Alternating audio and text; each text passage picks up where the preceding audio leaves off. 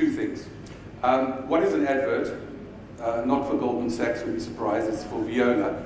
And the reason I would say is, having been around this country for a few years, I've noticed that there's been a flowering of funds that come into the country. There are many names which I don't even recognize, which are active in the US but are now active in Israel. And I would say to you a couple of things. One is that it's fine to use all of these new funds, but there's nothing to beat the experience you get from a private equity house, a VC, a growth fund that is established in the domestic market.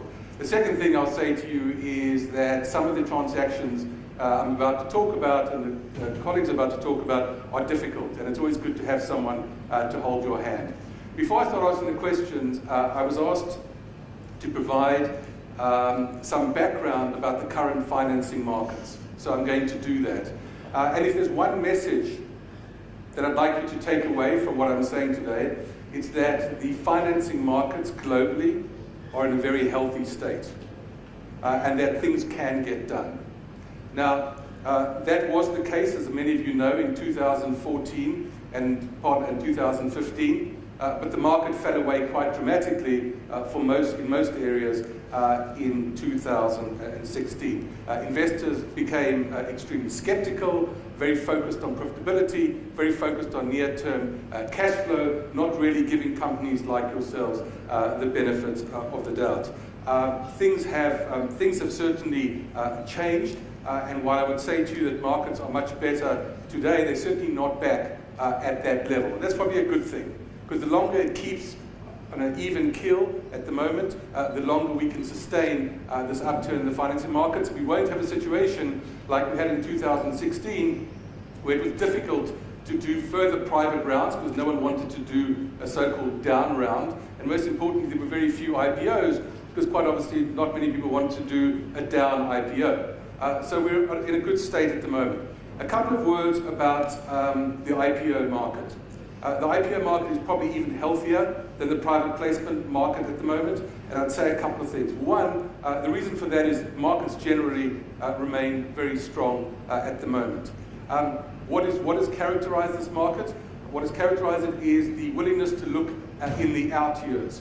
So if we take, for example, the Snap IPO, people look to 2021 or even 22 and prepared to put multiples of, say, 10 times, now trading 11 times on that number. If we look at the software sector, last year we were looking at kind of 3.5 times forward revenue. This year we've seen the last few months 5.5 times, and we've even seen almost 8 times. There isn't this focus on free cash flow, and the need to be free cash flow within 12 or 18 months, which there was probably in 2016. I'd say the other thing in terms of revenue thresholds, if we take 14, 15, where things were extremely good, you could probably do 65 million trailing, 90 current, 120 forward.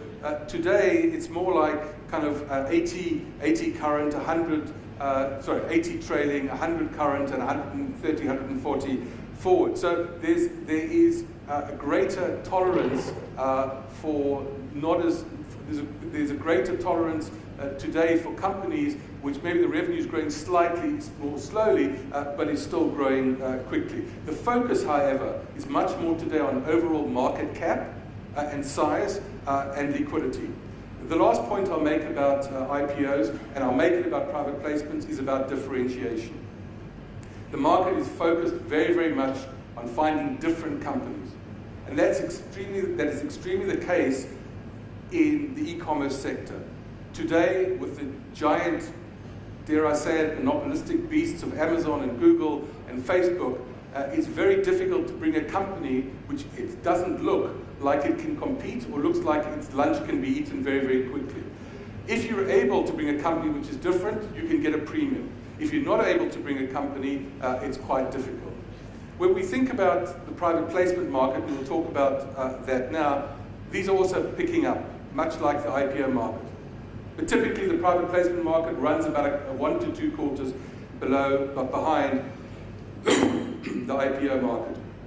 That this market is doing better because A, there have been funds flowing into private equity funds. 2, because markets have done well. 3, I think because of exits, M&A, and buybacks, and the money having been put back into the funds.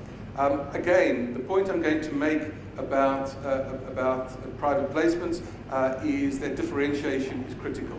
And while we've seen our backlog grow enormously, we've also seen a number of situations of companies which otherwise would have got done, but frankly are not able to do today because investors are much more skeptical that they can compete with some of the big companies that have been around for a long time. If we think about valuations, they're much more reasonable than they were a year ago. If we think about the sectors that are hot at the moment, clearly kind of enterprise software is something which investors are looking for and asking us. Auto 2.0. The ones which are probably less exciting at the moment, and apologies to any of you who are in that business, but clearly storage is probably less exciting at the moment. E-commerce is difficult. Fintech is certainly popular, but with some of the public difficulties of companies like a Lending Club and others, that is not something which many investors will take risks on. The last thing I'll say to you is clearly within Israel, we've seen a change as well, as Harel mentioned. Firstly, bigger companies, bigger deals, companies taking longer to exit or to go public. We've seen much bigger deals, and so instead of being a startup nation, clearly, as we said before, we're now becoming a scale-up nation. And so the size of business is better and is bigger. I would end by saying 2 things. One, repeating again, that the ecosystem around financing, certainly globally and in Israel, looks incredibly healthy to us. The second thing I would say to you, to those of you public companies who are still in the room, it's important to raise money when you can, not only when you need to, because we're all enjoying a wonderful experience with markets hitting new highs every day. But it's quite difficult to see how that maintains or sustains itself over the next 12 months. And so if you are in need of cash, and I know I'm sounding like an investment banker, it's worth thinking about tapping the market now rather than waiting for the moment when you need it absolutely. Anyway, enough from me. My first question to you, gentlemen, is around your previous financing round. And what I'd like you to do is to share with us your experience. How did you think about structure? How did you think about